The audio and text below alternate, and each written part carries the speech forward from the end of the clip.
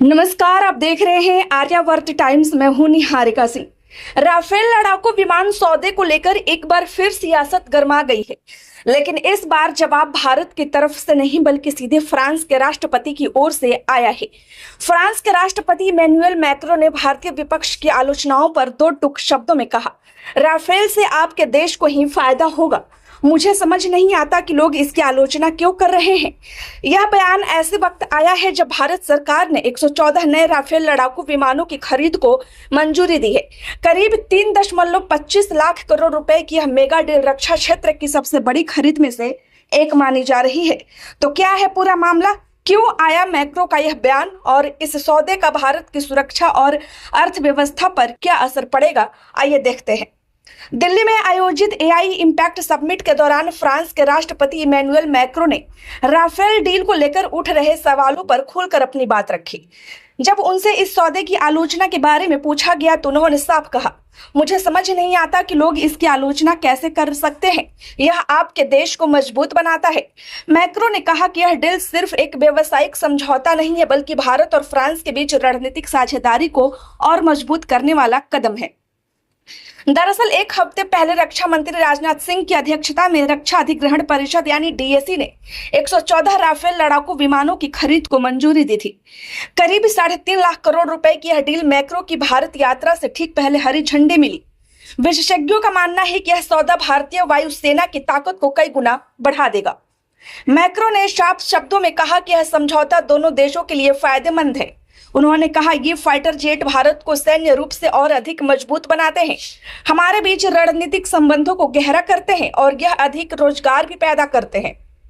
Macro ने यह भी स्पष्ट किया कि यह डील का व्यवसायिक पहलू फ्रांसीसी कंपनी दसॉल्ट एविएशन और भारत सरकार के बीच संवाद का हिस्सा है। उन्होंने भरोसा दिलाया कि इस परियोजना में अधिकतम भारतीय पुर्जों और उपकरणों का निर्माण भारत में ही किया जाएगा। फ्रांस के राष्ट्रपति ने यह भी कहा कि जैसे टाटा एयरबस डील में भारत में निर्माण पर जोर दिया गया, वैसे ही राफेल डील में भी स्थानीय उत्पाद को प्राथमिकता दी जाएगी। उनका कहना था, इस बात के लिए प्रतिबद्ध है कि अधिकतम भारतीय पुर्जों का इस्तेमाल हो और महत्वपूर्ण उपकरणों का निर्माण भारत में किया जाए। आप हम पर भरोसा कर सकते हैं। राफेल डील पहले भी राजनीतिक विवाद का केंद्र रह चुकी है। विपक्ष समय समय पर इसकी कीमत, प्रक्रिया और पारदर्शिता को लेकर सवाल उठाता रहा है। हालांकि सरकार का कहना है कि सभी प्रक्रियाएं रक्षा खरीद नियमों के तहत पारदर्शी तरीके से पूरी हो गई है। अब 114 नए विमानों की मंजूरी के बाद यह मुद्दा एक बार फिर राजनीतिक बहस का विषय बन गया है। रक्षा विशेषज्ञों के मुताबिक भारत की वायुसेना लंबे समय से लड़ाकू विमानों की कमी से जूझ रही है। राफेल जैसे आधुनिक multi role fighter jet Bharat को एयर डिफेंस, स्ट्राइक क्षमता और रणनीतिक बढ़त को बढ़ावा देते हैं। यह विमान अत्याधुनिक हथियार प्रणालियों, लंबी दूरी की मिसाइलों और उन्नत रडार तकनीकी से लैस है।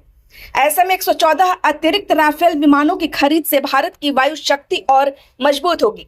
भारत और फ्रांस के बीच रक्षा सहयोग पिछले कई दशकों से मजबूत रहा है। फ्रांस भारत को पनडुब्बी हेलीकॉप्टर और अन्य रक्षा उपकरणों की आपूर्ति करता रहा है। मैक्रो के इस बयान को भारत फ्रांस रिश्तों में भरोसे के संकेत के तौर पर भी देखा जा रहा है। करीब 3.5 लाख करोड़ रुपए की इस मेगा डील से भारत में रक्षा निर्माण क्षेत्र को भी गति मिलने की उम्मीद है। अगर बड़े स्तर पर उत्पादन भारत में होता है तो इससे रोजगार के नए अवसर पैदा होंगे। सरकार का दावा है कि यह सौदा आत्मनिर्भर भारत और मेक इन इंडिया पहल को भी मजबूत करेगा। अब नजर इस बात पर है सबकी कि इस डील को लेकर राजनीतिक बहस किस दिशा में जाती है। क्या विपक्ष अपनी आलोचना जारी रखेगा? क्या सरकार इस सौदे को रणनीतिक उपलब्धि के रूप में पेश करेगी? इन सबके सवाल हम आपको देते रहेंगे। अपडेटेड रहिए आर्यावर्त टाइम्स के साथ। खबर अच्छी लगी हो तो लाइक करें, चैनल को सब्सक्राइब करना ना भूले। धन्यवाद।